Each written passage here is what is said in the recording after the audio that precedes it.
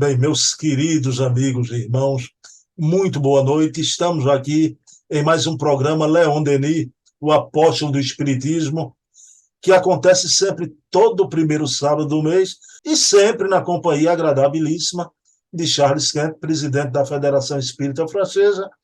Pessoal, o Charles é um expert na vida e na obra de Leon Denis e tem sido muito aprazível esse programa para o conhecimento dessa personalidade tão importante. Charles, eu vou fazer a prece inicial, uma prece rápida. Então, agradecemos a Jesus por mais essa oportunidade de juntos conhecermos um pouco da filosofia espírita através de um dos seus maiores arautos, o grande filósofo do espiritismo, Leon Denis, que deixou como herança uma obra imensa para o movimento espírita, uma obra que traz os princípios espíritas de uma forma tão bela, de uma forma tão esclarecedora. Então, pedindo permissão a Jesus, a quem tudo devemos, iniciamos o nosso programa da noite de hoje. Então, meu amigo Charles Henri Kempf, esse é o nome todo de Charles Kempf. Tudo bom, Isso. Charles? Como é que vai aí na França? Tudo bem, graças a Deus. Bruno, bom dia, boa noite, bom dia, boa tarde a todos. Aqui na França está chegando devagarinho a primavera, né? Ainda está frio, graças a Deus, né? Porque quando esquenta rápido demais também não é bom, né? Porque às vezes dá umas geadas tarde, né? E quando as árvores já estão com as flores, né, para dar as frutas, né, aí fica prejudicando, né? Tem anos que não tem nenhuma, né? Então, quando o inverno demora mais um pouquinho, às vezes é salutar, né? Porque a natureza fica aguardando o tempo certo, né, para desabrochar. O Charles Kemp, você morou aqui no Brasil, então você conhece, né, de carteirinha o que é o Brasil nesse período de carnaval, né? Mas É. o público que nos assiste e esse entrevistador também não sabe, né? Charles Kemp, como é o carnaval aí na França? Eu acho que é um pouco menos animado que aqui, né? É, bastante menos, né? Tem algumas cidades que festejam, né? Como a cidade de Nice, a cidade de Dunkerque, outras cidades pequenas aqui e ali, mas não há, assim, uma movimentação tão grande a nível nacional, né? Tem as escolas, né? Que fazem desfiles, né? Com confete, coisa assim, mas, quer dizer, não tem nada a ver, né? Não, também é mais, vamos dizer assim, saudável, né? Porque lá no Brasil, às vezes, a coisa vai um pouco longe, né? E as pessoas, infelizmente, caindo em alguns excessos, né? Prejudiciais, tanto fisicamente do que espiritualmente. Isso aí você acha que bom ou que ruim? Eu acho que é bom, né? Quer dizer, os excessos nunca é bom, né? Os excessos, os extremos, sempre é bom evitar a gente ficar mais assim numa posição conciliadora, né? Que a gente não está aqui também para ter uma vida de acerta, né? Não, nós temos que ter, a gente está na Terra, né? Para viver na Terra, né? Inclusive para conhecer as pessoas daqui, né? Jesus também desceu à Terra, né? Para nos ajudar como humanos, numa época que nós não éramos tão evoluídos ainda como somos hoje, né? E isso nos deixa um exemplo, né? A gente não deve se isolar também dessas coisas. Agora, os excessos realmente aí é melhor dar bom, deixar avisar antes, né? E depois cada um fica seguindo seu livre-arbítrio, né? Concordo com você, Charles Kemp. E invejo a calma aí nessa época do ano, né? Eu que moro numa cidade que, você sabe, ferve nessa época. A verdade é essa, né? E Recife, não é Olinda, né? É Recife. Recife é Olinda, né? Mas, Charles, eu vou pedir licença a você de forma breve, bem breve mesmo, né? Eu tenho feito isso em todos os programas com Ana Maria Miranda, Heloísa Pires, o Luciano Clay. Pessoal, e porque tem aquele público, Charles, que assiste você e não assiste o Luciano Clay. Assiste a Heloísa e não assiste o Charles Kempf, né? Então, pessoal, o querido Divaldo Franco, eu queria aqui minha palavra de solidariedade ao Divaldo, tá? Então, a solidariedade, não vou entrar no mérito e de concordar ou não com que Divaldo fale sobre qualquer coisa, não é? Porque nessa semana tivemos, né, vídeos, né, textos de espíritas, uma minoria, né, mas de uma forma, né, muito forte, não é? Colocando o Divaldo até no rol de um neofascismo, né? Pessoal, eu só queria lembrar que o Divaldo está na casa dos 95 anos, Charles Kemp, caminhando para os 96 anos de vida, né? E Divaldo tem uma história, não só no campo da divulgação, como um grande Paulo de Tarso moderno, levou o espiritismo da Sorbonne, aí na França, e na ONU, não é? A palavra espírita. Então, criou a Mansão do Caminho, essa instituição modelar no campo da educação. Pessoal, quando a gente está com 95 anos de vida, eu não estou ainda, mas a gente conhece, tivemos os nossos avós, né, os nossos tios, que chegaram à cidade provecta, né? A gente sabe que a pessoa fica mais descuidada do que pensa, fala, né? Então, até por respeito à idade, pela trajetória do Divaldo, a gente pode até dizer não concordo, mas colocar Divaldo no rol de um neofascista, isso é um absurdo, né? É inaceitável, digo até inominável, né? Então fica aqui a nossa solidariedade ao semeador de estrelas, né? O Charles quer sem entrar no mérito dessas falas, mas o Divaldo tem uma trajetória respeitável, né, Charles Kemp? É claro, né? E só o que ele fez lá na Mansão do Caminho, né? Que hoje fica assistindo 3 mil ou mais, né? Pessoas a cada dia, sejam lá alunos, né? Meninos e meninas, né? Crianças que vão para a escola, mulheres né? Parturiantes e tudo mais, né? Levando comida e tudo, lá no meio de uma favela em Brasil, em Salvador, desculpe. Eu acho que, né, não se dispensa qualquer comentário, né? Que nós devemos usar isso como exemplo e tentar fazer alguma coisa né, dificilmente, no meu caso pelo menos, né, vai chegar a esse nível, né? Mas vamos nos esforçar para também fazer o bem e a caridade em torno de nós, como o Divaldo fez durante essa vida dele, né? Que exemplar, né? Além de o apoio que ele deu, né, durante todos esses anos, que ele continua dando, inclusive, né, no movimento espírita internacional, né, levando a palavra espírita para o mundo quase que inteiro, né? Bom, então fica aqui a nossa solidariedade a Divaldo. Mas, pessoal, vamos ao nosso tema, Leon Denis, o apóstolo do Espiritismo. Charles Kemp, a gente, no programa passado, a gente chegou àquela parte de Sorella, que é a nossa querida Joana d'Arc, não é? Isso. Então, encorajando o Leon Denis, então todo o grupo da Rua do Cine. Então, hoje a gente vai dar continuação. Então, em certo momento, vai haver uma comunicação, o Charles Kemp, do espírito do Han, que era o espírito guia, né? E que ele vai preparar o grupo, né?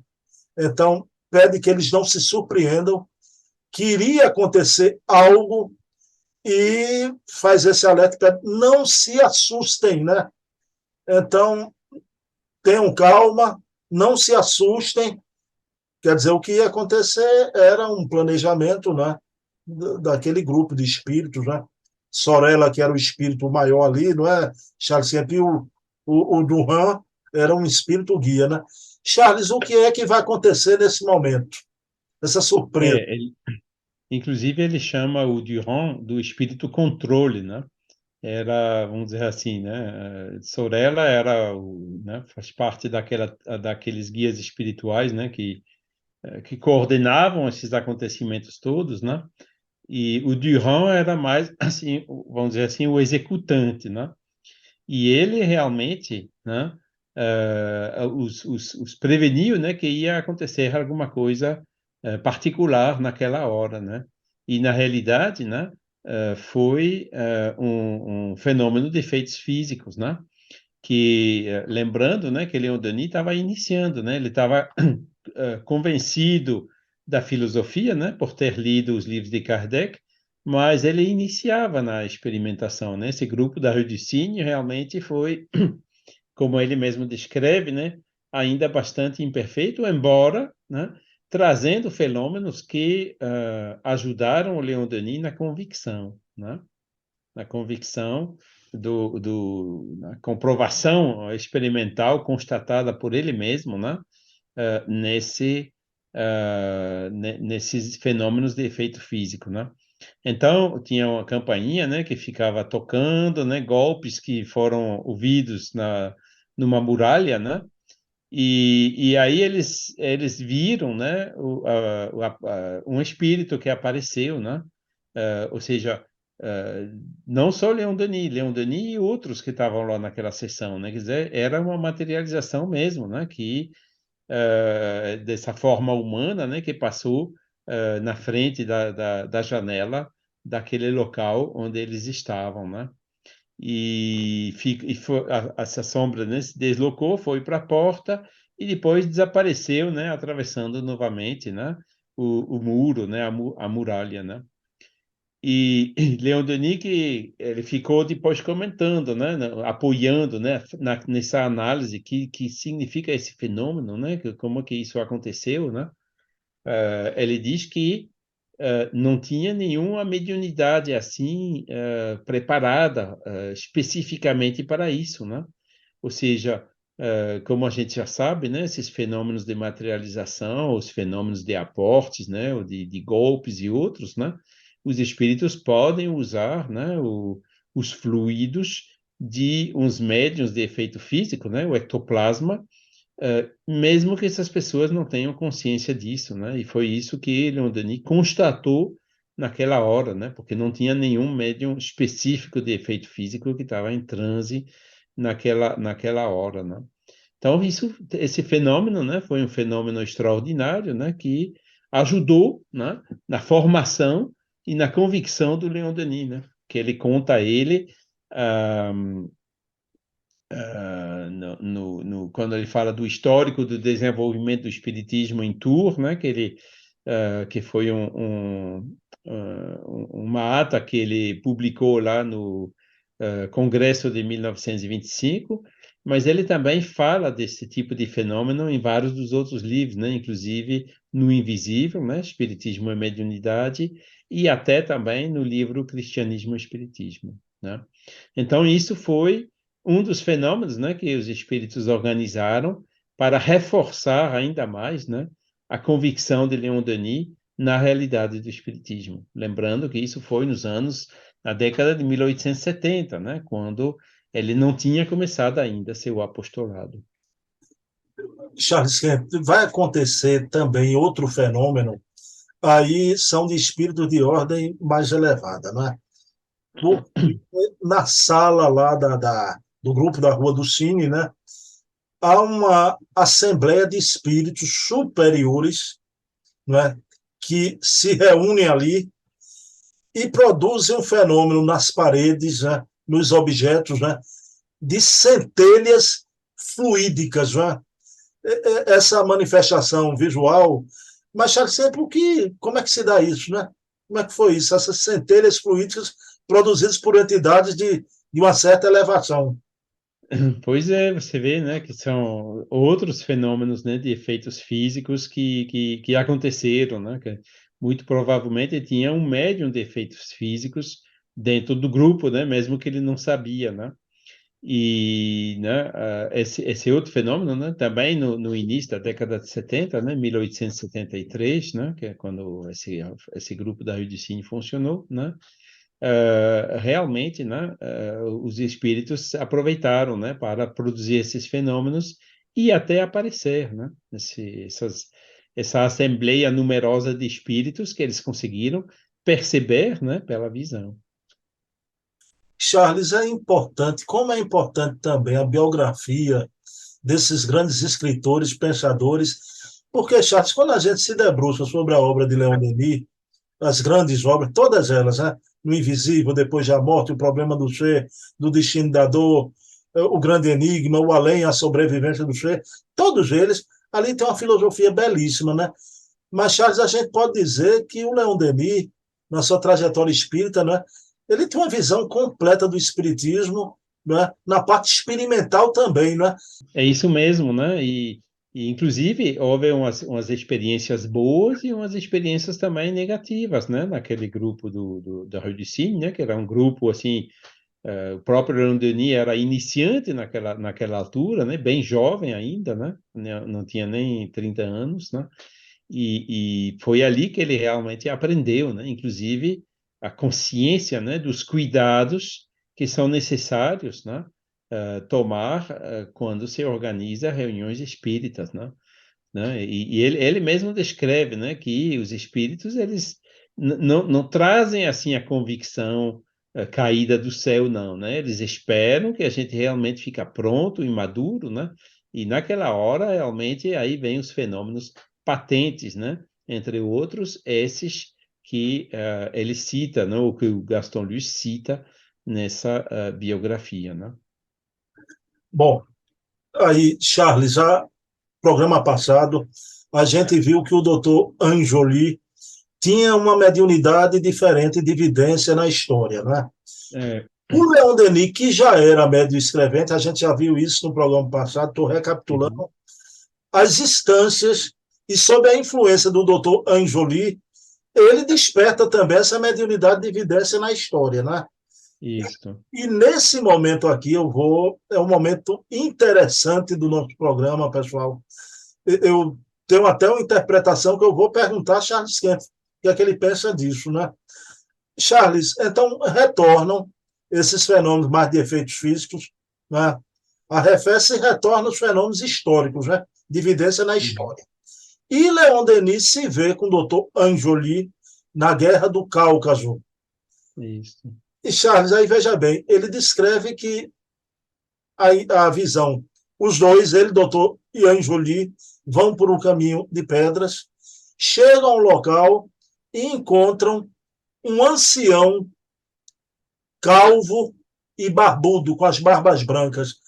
Charles Kemp, eu vou pedir licença para eu compartilhar a tela, porque eu quero, ipsis literis, trazer a fala do ancião aqui. Eu não quero, eu sei a fala, mas eu quero ao pé da letra, realmente. Então, vou pedir licença aqui a vocês também. Charles Kemp, esse é o texto. Veja bem, eu vou ler para o pessoal, né?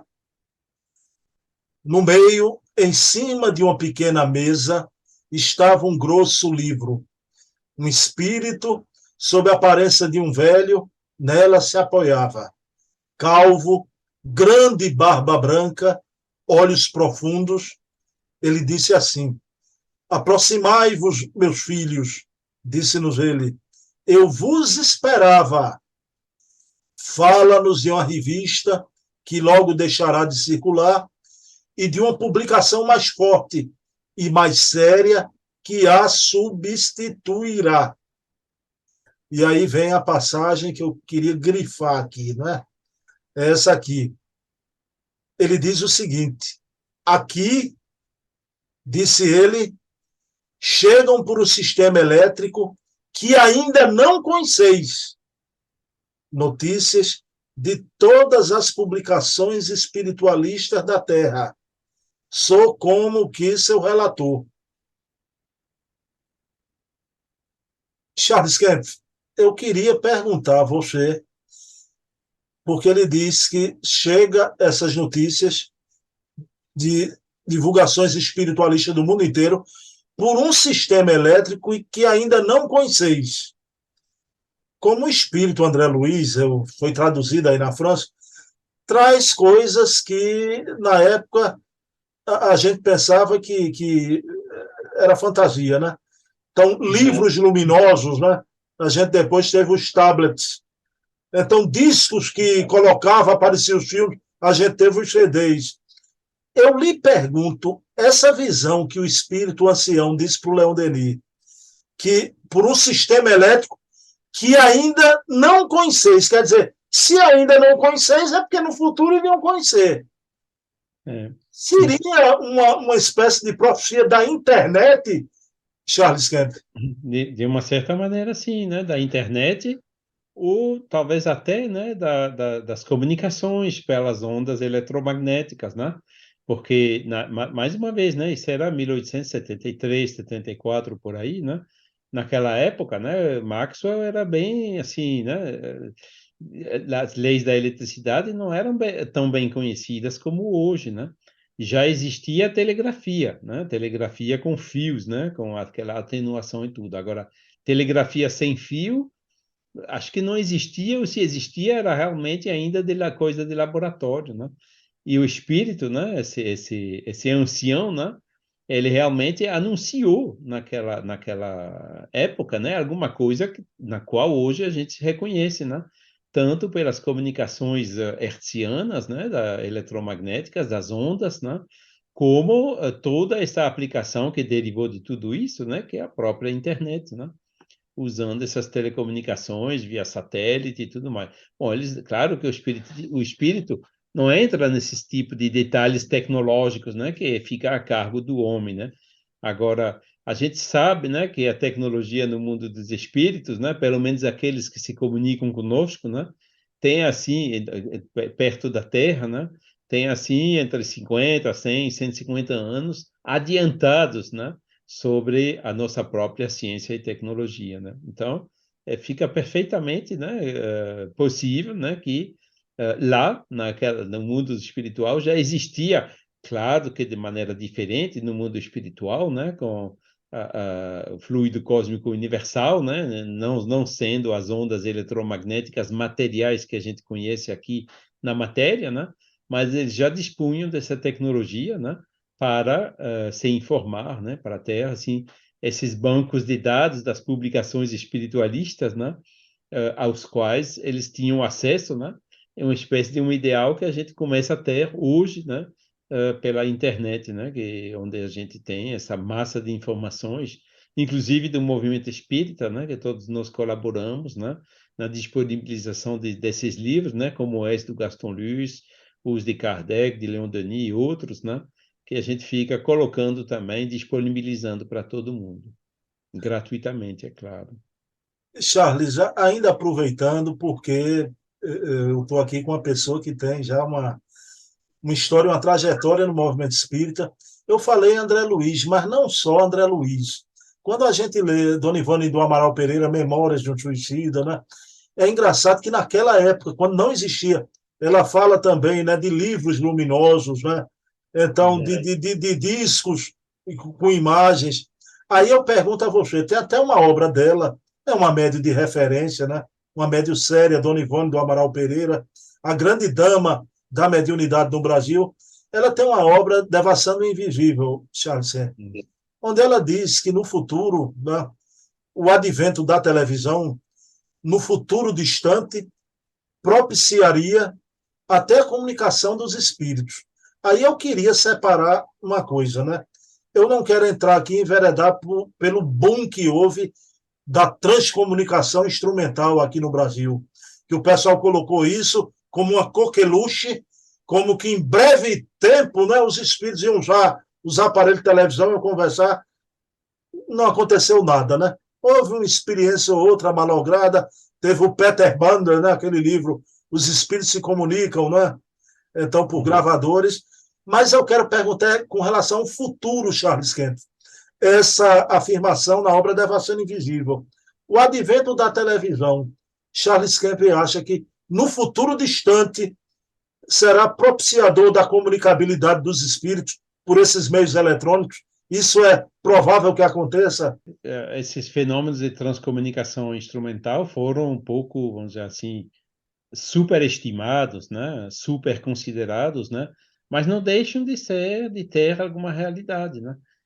Embora a gente se dá conta, né, que analisando os fenômenos, né, as condições nas quais eles se produzem, nas condições nas quais eles não se produzem, com o tempo, né, essa facilidade da comunicação virá mais pela evolução dos próprios humanos, né? E quanto mais a gente evolui, né, quanto mais, vamos dizer assim, as nossas percepções do lado espiritual vão se ampliando, né? E, ou seja, em vez de procurar materializar as imagens dos espíritos, não, o que eles querem nos mostrar, eu acho que em paralelo com isso, né, vai ter um movimento de nós nos espiritualizar e desenvolver mais os nossos sentidos espirituais, né, para perceber que nem o Leon Denis percebia, né, essas cenas, né, de históricas, né, que inclusive analisando, né, pode ser ou ele com visão espiritual assistindo a cena e descrevendo, né? Ou talvez até ajudado por de uma certa maneira, reminiscência de algum momento que ele viveu numa existência passada, né? Pode ser um ou outro, ou uma mistura dos dois. Gostei da resposta, Charles. Né? É provável que aconteça, agora nada substitui o fator humano, né? Então, né, essas possibilidades do ser humano através de sua evolução espiritual. Charles, aí esse fenômeno de vidência na história. Mas acontece que é impressionante. É, o que aconteceu com o Leon Denis é uma coisa, né, que eu não vi nem em livros. Né? Ele, através dessas vidências, ele teve, né, o panorama em alto relevo, foi mostrado a ele cenas das suas reencarnações anteriores. Tá? Das suas reencarnações anteriores. Nessas encarnações, Charles, por isso que a gente pensa que essas amizades são fortuitas. Né? Vou dar um exemplo que a gente falou muito. Sua amizade lá com o Eduardo Carvalho Monteiro, né? Vocês se tornaram grandes amigos, foi seu guru da pesquisa, né?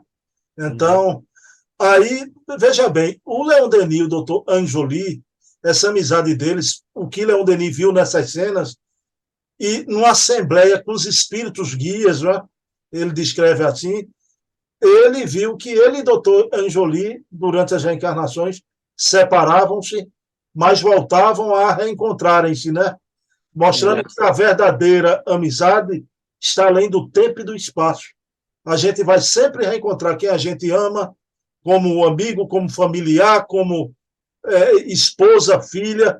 Então, o que, é que você acha? E essas cenas, essas reencarnações? Agora, eu queria saber em detalhe quais seriam essas reencarnações de Leon Denis. Infelizmente, essa informação não veio, né? Ele não vai dizendo em detalhe. Ele fala dessa reminiscência da vida passada dele em vários livros, né? Essas, né? Ele fala aí do Aguizoli, né? Que ele teve essas reminiscências naquele período das reuniões do grupo da Rue du Cygne, né? Em outros livros, né? Quando ele fala, por exemplo, do gênio celta e o mundo invisível, não, gênio céltico e o mundo invisível, né? Ele fala das primeiras encarnações que ele teve aqui no planeta, né? Já na época celta, né? Dos druidas, né? Época onde ele era entre as primeiras encarnações, como ele falava, né? E onde o espírito de Allan Kardec já era mais avançado, né? Que cumpria o papel de druidas, né? De druida. E numa outra ocasião, ele fala da reminiscência que ele tinha quando ele foi visitar o convento da Chartreuse, nos Alpes. Né? Chartreuse fica lá naquelas montanhas, um vale assim, onde tem um mosteiro, né? E na hora que ele visitou esse mosteiro, né, ele se via lá, né, finalizar a vida dele, né, como monge estudioso, né? Inclusive olhando os túmulos dos monges, dizendo, né, que os despojos deles estavam, daquela vida, estavam nesse túmulo, né? Uma encarnação que ele teve logo no início do século XIX, né? E ele depois vai contando por quê, né? Que ele tem essa convicção, porque ele reconhece nele tanto, né? Como a gente viu quando começou a guerra de 1870, né? Que ele teve uma ascensão fulgurante, né? Pelas experiências que ele já tinha, né? Militar na vida passada, e também o monge estudioso, né? Que vamos dizer assim, serviu, né, imprimiu a ele, né, as características principais, né, do estudioso que era Leon Denis, né? Então, o fato de a gente reencontrar assim, né, essas faculdades inatas, né, essas tendências inatas, né, são elementos que nos ajudam, né, a confirmar essas vidas passadas. E provavelmente é o mesmo tipo de coisa deve ter acontecido, né, com essas reminiscências históricas que ele teve junto com o Dr. Aguzolini. Inclusive, o Aguzolini começou e depois Leon Denis foi, de uma certa maneira, como é que eu disse, contaminado, talvez seja uma palavra um pouco forte, né? Também teve essa mediunidade, né? Mesmo que depois a mediunidade dele mudou, né? Como veremos, né? Que a mediunidade dele foi mais inspiração na hora de escrever os livros e inspiração mais forte na hora de dar aquelas conferências, né, nas quais que ele começou dando a partir da década de 1880, né? Ou seja, isso acontece também muito na vida de um médium, né? Que a mediunidade começa de um jeito e que depois ela se transforma, né, para uma outra forma, né, que corresponde mais à visão, né? E essa primeira etapa foi provavelmente, né, pelos critérios dos espíritos, dos guias espirituais, né, uma etapa preparatória para a segunda. E essa lei do magnetismo, Charles Kemp, que une os seres e as almas, né? Isso é uma lei magnífica, né? Que os amigos voltam a se encontrar além do tempo, no tempo e no espaço. Exato, né? E revendo os amigos, né? Isso, né? Uma pessoa que você tem afinidade assim, né? Quando você encontra ela, né? Que era provavelmente o caso de Leon Denis com o Dr. Aguzoli, vem também de longe, né? Das outras vidas, né? E o fato de rememorarem juntos, né? Essas vidas onde se conheceram é alguma coisa realmente que deve ter sido muito forte. Bom, Charles, aí a gente viu uma série de fenômenos, é uma fenomenologia em profusão, em profusão. Mas chega um momento que a vida real chama, não é? E Pois é. esse era o momento de Leon Denis, um momento de grande tristeza, ele voltar para a vida árida do dia a dia. Mas uma coisa, Charles, sempre eu quero lhe perguntar, o Leon Denis, essa tristeza também, porque ele ia retornar para essa vida do dia a dia, onde ele era tratado até com sarcasmo, perseguição, intolerância e até no seio da família. Pela mãe, a gente sabe que não era. Era pelo senhor, seu pai, o pai de Leon Denis. Sim, o pai de Leon Denis era, como a gente já comentou, né, era uma pessoa, vamos dizer assim, bem, vamos dizer, não muito séria, com não muita constância, né, levando a família nessas mudanças frequentes, né, até chegar em Tours, né, onde ele se aposentou, mas assim mesmo ele continuou realmente, né, como diz o Gaston Luce, né, ele não acreditava, não dava nenhum valor ao espiritismo, né, à crença espírita. Já a mãe não, a mãe, né, como o próprio Leon Denis diz, né, ela aderiu, né, ela leu também escondidinha, né, do filho, quando o filho lia escondida da mãe, né, o livro dos Espíritos alguns anos antes, né. Então ele já enfrentava, né, vamos dizer assim, esse desdenho do pai, né, com relação à crença, mas naquela altura eu acho que o Denis já estava mais assim sendo o suporte, né, o sustento da família do que o inverso, né? Então ele via o pai como um irmão, né, a ser ajudado, né?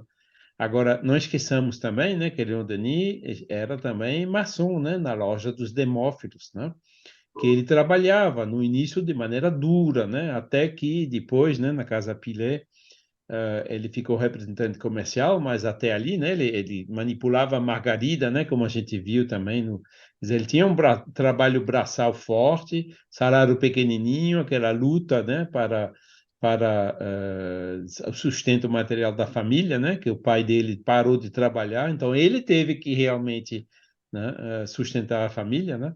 Então, quando a gente passa do grupo espírita com aqueles, né, aquelas ascensões no mundo espiritual, naquela, né, com Sorella e o Durand e aqueles mentores todos, né, com os maçons também, que era do Grande Oriente, né? E no Grande Oriente se sabe, né, pelo menos aqui na França, que nem todos, longe de lá, eram espiritualistas, né? Então, o próprio Leon Denis tinha que, né, lutar, né, conviver com pessoas materialistas, né, até nessa sociedade, essa loja dos demófilos, né, onde ele começou a atuar, né? E então, né, que nem eu conheci outras pessoas, né, o Roger Pérez, por exemplo, né, que não sei se você conheceu, foi Sim. um líder histórico aqui do movimento francês, né?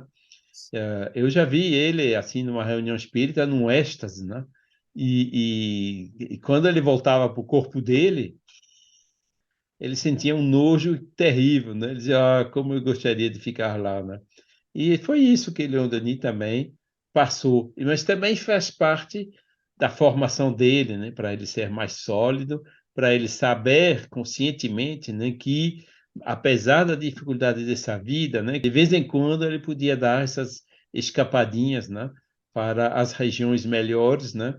E, inclusive, no final da vida, ele fala muito disso, né? Sinto que agora o momento está próximo, que, enfim, eu vou poder voltar, né, para encontrar todos os meus amigos nesse mundo espírita que estão me esperando lá no mundo espiritual.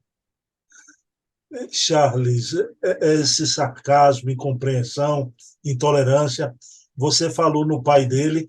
Agora, interessante, né, Charles? Que tem uma informação de Henri Renault de que, no fim da vida, o pai do Leon Denis se torna espírita, não é? Eu acho que ele fraquejou, né, quando chegou perto, né? Sabe?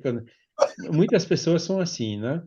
Negam, negam, negam, né? Mas na hora assim que já chega no fim da vida, quando o espírito já começa devagarinho se desprendendo do corpo físico, né? Quando justamente os sentidos espirituais se acordam mais um pouquinho, né? Isso me lembra um pouco meu pai. Ele não era de fazer sarcasmo, coisa assim, não. Ele sempre respeitava muito o que a gente fazia, mas ele sempre sustentava. Ninguém nunca voltou de lá para dizer como era. E eu dizia a ele, mas não há nada mais falso do que isso, né? Né? Pela mediunidade a gente tem isso o tempo todo, né? Mas, pois é, nas últimas semanas de vida dele, né? Ele também ficava assim meio, né, sonolento, né? E de repente, né, acordando, falando com a mãe dele, né? A gente pergunta que já tinha desencarnado há várias décadas antes, né? Aí a gente perguntava a ele, mas você viu sua mãe? Aí ele disse assim, sim, eu vi minha mãe. Né? Então, você vê que as pessoas, né, quando chegam assim, mais velhas, né, que provavelmente o pai do Leon Denis também, né, começa a ter essas percepções, a opinião muda, né? Que nem o próprio Charles Richer, né? Uns dizem, né, que não tem assim registro duro sobre isso, né, que sempre ficava cético, né, com relação à sobrevida, né? Já no quando ele estava no fim da vida, ele também se deu conta que realmente era assim, né? Mas eu adorei a sua expressão, viu, Charles?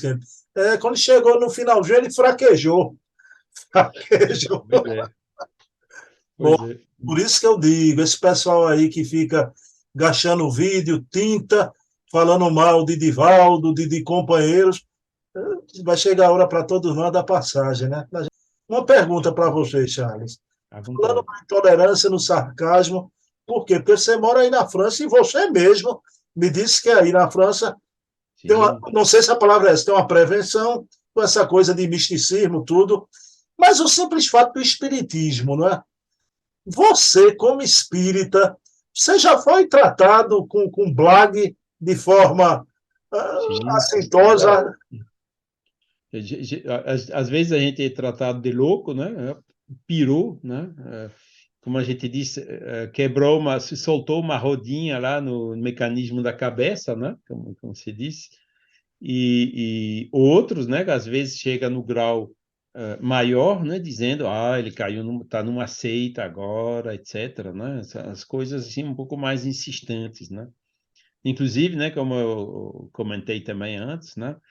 Coisas que às vezes são usadas assim no dia a dia para realmente desacreditar uma pessoa, até juridicamente, né? Quando se fala de uma separação, de coisas assim, às vezes essas coisas saem, e, infelizmente, né, são levadas em consideração negativamente pelos juízes daqui ainda, né? Mas tudo bem, não tem problema. É melhor ser do lado dos injustiçados do que daqueles que cometem injustiça, né? Isso sempre é muito melhor para a consciência sofrer uma injustiça do que cometê-la.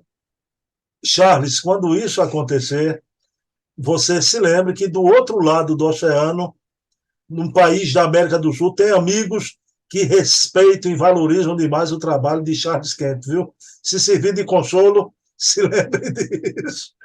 Charles A Kemp, gente vai ser encontrado do lado de lá, né? Quando formos. pois é. Charles Kemp, eu queria, nesse final, eu fui. Tudo isso o responsável é você, viu? Você é o meu Eduardo Carvalho Monteiro, viu?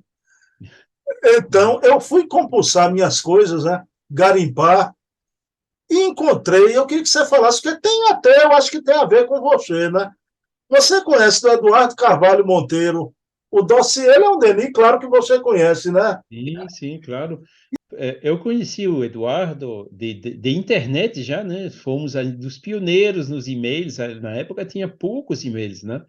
Nos anos assim 98, 99, né? O Eduardo contactando, não, você tem, estou procurando historiador sobre Leon Denis, etc, né?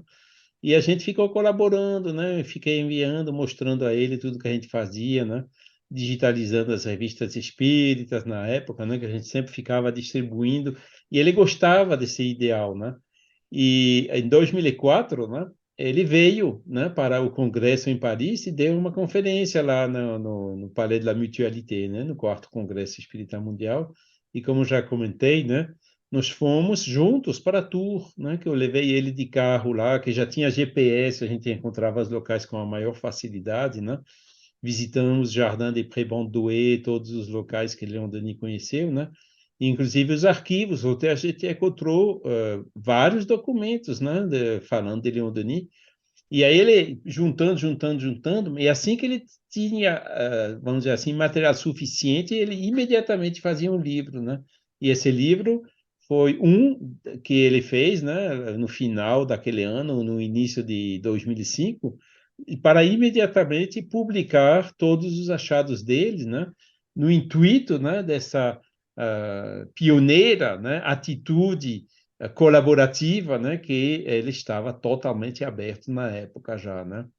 Então, eu tenho esse livro, foi um dos primeiros, né, que assim que saiu, ele me enviou e reconheci, né, os documentos que estão lá dentro, né, alguns deles, né, que ele já tinha antes, né, outros que ele conseguiu com os maçons e os outros que a gente conseguiu achar juntos, né? É pena, né? Bom, é pena. Deus quis que ele voltasse para lá, né? E que ele nos ajudasse do lado de lá, né? E eu sei que até recentemente, né, a gente fez com o Carlos Seta alguma pesquisa assim, né? E foi assim, trocando Messenger, né, sobre uma outra personagem lá da codificação. Mas às vezes é incrível, né? Como o mouse vai lá, dois, três cliques, a gente encontra alguma coisa que, né, totalmente inesperada, o que a gente estava procurando há bastante tempo e tudo mais, né? Demonstrando que essas entidades estão lá do outro lado, né, nos ajudando, nos impulsionando, né, para que a gente continue nesse trabalho, né, de resgate histórico. Você falou isso, Charles Kemp. Ele hoje está do outro lado de lá, mas veja bem, vale até uma teoria, né? Esse trabalho de pesquisa todo que ia despertar aqui no Brasil, nesse momento, vocês, os pesquisadores, então, recontando e consertando tanta coisa, precisava do lado de lá também de um grupo de espíritos, né, nessa colaboração, através da intuição. Ele está lá, É, né? e você vê, né, muitos documentos ficaram em cofres durante um século, né, quase um século. E se esses documentos apareceram agora simultaneamente de repente, né, tanto os do Canuto Abreu como os do Lemarie daqui, né, é porque a espiritualidade quis que fosse assim, né? Que realmente agora a luz se fizesse melhor sobre tudo que aconteceu, né? E a gente todo dia fica descobrindo coisas, né? O trabalho aí de análise, de transcrição e tudo mais está longe de ser terminado. Mas vamos trabalhando, vamos lutando, né? E aos pouquinhos, né, entendendo melhor tudo o que aconteceu, né, que sempre fica nos servindo, né, como exemplos para nós outros hoje, né, aumentando a credibilidade também sobre o trabalho que foi realizado pelo codificador e todos esses médiuns que colaboraram naquela altura, né, que são coisas assim muito importantes. Charles Kemp, encerramos, né? Eu queria agradecer com esse programa com tanta categoria. Charles Henry Kemp. Aqui eu perguntei o nome todo de Charles Kemp, né? Então, do jeito que a gente conhece Leon Denis, a gente quer saber mais de Charles Kemp. Vou perguntar no próximo programa se Charles for militar, se serviu o exército francês quando jovem e pegou em armas, né? Próximo programa eu pergunto isso. É. Uhum. E a resposta pode ser até surpreendente, vamos ver. Pode ser surpreendente. Próximo programa para o mês vai ser a primeira pergunta que eu vou lhe fazer antes Tá da gente certo, à vontade. ir Leão Denis. Charles, você faz a prece final? Vamos fazer com muito gosto, com muita satisfação. Continuando, então, nessa elevação de pensamentos, de espíritos, de esse espírito de estudo, de aprendizagem, de dessas leis morais, como acabamos de comentar, que são o principal, né? Que fora da caridade não há salvação, que nos disse Kardec e que Leon Denis nos relembrou tão bem, tão oportunamente. Agradecendo, então, por essa oportunidade, pela sintonia com os mentores, os guias espirituais, que estão aqui para nos ajudar, nos amparar nesse percurso evolutivo, no trabalho de reforma moral, que é pessoal, intransferível, também na colocação em prática, né, pela caridade, um amor em ação, junto aos nossos irmãos aqui da Terra, sejam lá encarnados ou desencarnados. Imensa gratidão para com todas essas entidades, esses pioneiros que nos deixaram essas ferramentas, desejando que a paz de Jesus permaneça em todos os nossos corações. Que assim seja. Assim seja. Pessoal, eu queria dedicar esse programa de hoje à minha mãe, Eva Tavares, que habita o plano espiritual. Mamãe, te amo, como sempre. E marcando aqui o encontro com Charles Kemp, primeiro sábado de abril. Abril. Abril, que é o mês de Allan Kardec, não é, Charles Kemp? Mês Internacional do Espiritismo. Olha lá, o mês internacional do Espiritismo. Mais uma perguntinha preliminar, não é? A gente fazer uma saudação ao grande Isso, mestre de Lyon, não é? exatamente. Como sempre, uma satisfação, viu? Você sabe disso, viu? A satisfação é toda minha. Muito obrigado, Bruno, né, por permitir, né, esses momentos né, de divulgação, de trocas. Paz e bem. Até para o mês. Até lá, tudo de bom.